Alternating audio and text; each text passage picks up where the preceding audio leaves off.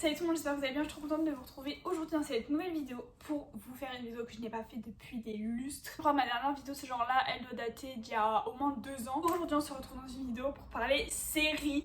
Vraiment ça fait si longtemps et pourtant je regarde toujours autant de séries. C'est vrai que ça fait quand même 2 ans que je vous ai pas parlé de séries, donc du coup je vais pas rattraper tout ce que j'ai regardé pendant 2 ans, ne vous inquiétez pas. J'ai essayé de choisir des séries qui sont pas trop connues. Je sais pas, genre par exemple La Casa des Papel, Élite, Lupin. Je trouve que c'est des séries que énormément de personnes ont vues, qu'on en entend énormément parler. Je me suis dit que j'allais pas forcément les inclure dans cette vidéo. Je sais pas trop, dites-moi en commentaire si ça vous intéresserait, mais en vrai je pense pas de ouf. C'est toutes des séries qui sont disponibles sur Netflix, donc forcément, j'ai envie de vous dire que voilà, quand vous les avez peut-être déjà vues, je sais pas. Du coup, on va commencer par la première série. C'est la série la plus longue de toutes celles que je vais vous parler. C'est une de mes séries préférées. Donc la série en question, c'est la série Murder. D'ailleurs, ça s'appelle pas Murder du tout. C'est How to Get Away with Murder. Du coup, en gros, le titre, ça veut dire comment s'en sortir, avec un meurtre. Alors c'est vrai que quand je dis ma série préférée c'est Murder, tout le monde est en mode genre c'est une série hyper glauque, genre en mode ça donne pas envie parce que le titre forcément fait un peu flipper, c'est compréhensible. Cette série là j'avais commencé à la regarder il y a super longtemps, genre quand j'étais au collège, j'avais pas du tout accroché.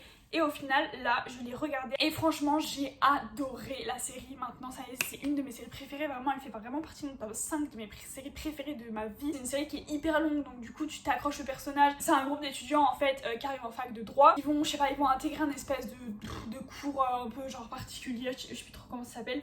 Une espèce d'étude, en gros, avec une prof qui s'appelle Annalise Keating. Ça va être les personnages vraiment principaux, donc ce groupe d'étudiants et cette femme-là. C'est une série, quand tu la regardes, t'es à fond dedans. C'est une série qui va très vite, donc du coup des fois t'as l'impression que il va se passer un truc mais qu'ils vont pas régler les problèmes et qu'ils vont avoir un autre problème et t'as l'impression qu'il y a jamais rien qui...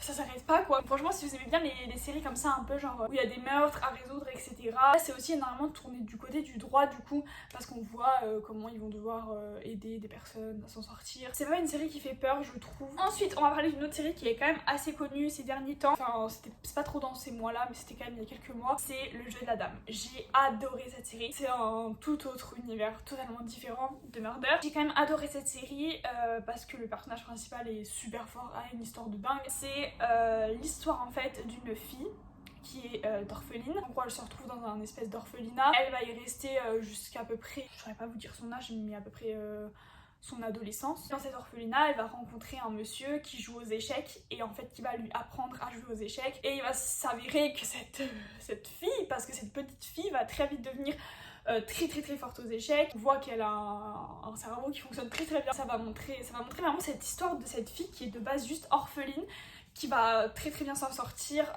seule, qu'on se le dise. Franchement j'aime beaucoup cette histoire, c'est une série assez courte. Je crois qu'il n'y a qu'une seule saison, il n'y a pas beaucoup d'épisodes, ça se regarde assez rapidement. J'ai beaucoup aimé, j'ai très vite été accrochée, attachée au personnage. Enfin, vous allez voir, c'est quand même, c'est un personnage quoi, c'est une personnalité, c'est quelqu'un. Ensuite on va parler d'une série, je trouve, qu'on n'a pas beaucoup entendu parler, c'est toujours une série Netflix, c'est une série espagnole il me semble, la série s'appelle Altamar.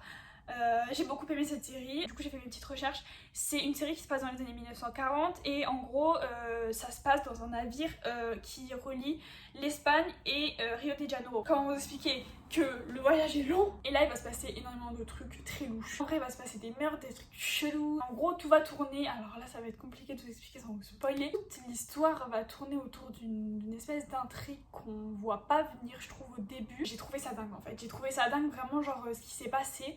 Surtout dans la première saison. Ce qui s'est passé dans la première saison, j'ai trouvé ça dingue, je m'y attendais pas. Pour le coup, c'est vraiment une série où t'as vraiment du mal à t'arrêter à regarder, c'est compliqué. L'intrigue va tourner autour d'une histoire de famille, si ça peut vous aider. C'est la seule chose que je peux vous dire. Ensuite, une autre série qui est espagnole aussi, c'est Innocent. L'innocent. El Innocente.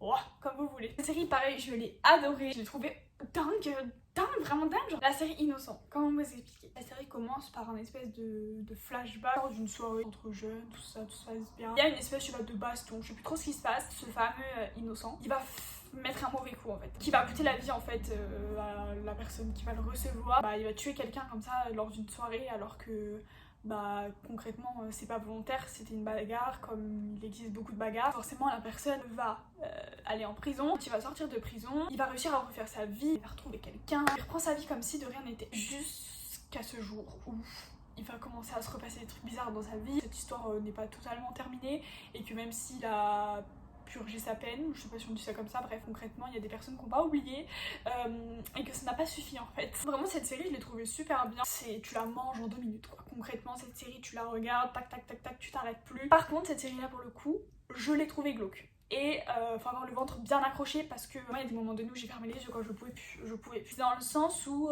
quand il va y avoir des morts ou des trucs un peu glauques et tout, ils vont montrer, genre ils vont mettre la caméra comme ça dessus, genre en mode vas-y régale-toi, c'est horrible. Ensuite on va passer à la série Derby, ça tourne autour de 3 filles, de 3 femmes, 2 cheerleaders, donc des petites pam-pam girls, et leur coach en fait, une coach qui va venir pour élever un petit peu le niveau, pour pimenter un peu les choses, est-ce que je veux dire, c'est des histoires un peu de lycée. Après bien évidemment il va se passer des choses un peu moins sympathiques, mais franchement de base ça se passe bien quand même. Ensuite toujours une série qui est un peu plus cool, c'est la série Ginny et Georgia. Ginny et Georgia c'est la dernière série en date là que j'ai regardée, très intéressante encore une fois. C'est l'histoire d'une famille, c'est une petite famille de 3 personnes, donc il y a Georgia la mère, Ginny la fille et Austin le petit garçon. Georgia a eu une vie très mouvementée. Les 2 enfants là, que je viens de vous dire, ils ont pas le même père. Et après ça, leur mère, elle a encore eu un autre copain. Suite au décès d'un des copains de leur mère, du coup ils décident de reprendre un nouveau départ, de changer de ville. Et là ils arrivent dans une nouvelle ville où se passe la série. On va voir un petit peu l'intégration d'Austin dans sa nouvelle école, de Ginny dans son nouveau lycée. On va voir aussi un peu l'intégration tout simplement de la mère de Georgia dans cette ville. C'est des petites histoires dans une ville quoi, c'est pas à la Riverdale, c'est pas tiré par les cheveux. Je crois que c'est tout, ouais c'est tout du coup pour les séries que j'avais à vous parler. J'espère que vos vacances se passent bien. Si vous n'avez pas la chance de pouvoir partir en vacances ou que vous partez en vacances, je sais pas, peut-être 1 ou 2 semaines dans vos vacances scolaires, et au moins vous aurez de l'occupation parce que là je viens de vous présenter des séries. Si vous savez pas quoi faire de vos vacances, et vous avez des séries à regarder. Bref, donc en attendant une prochaine vidéo, je vous fais des gros bisous et je vous dis à bientôt. Bye.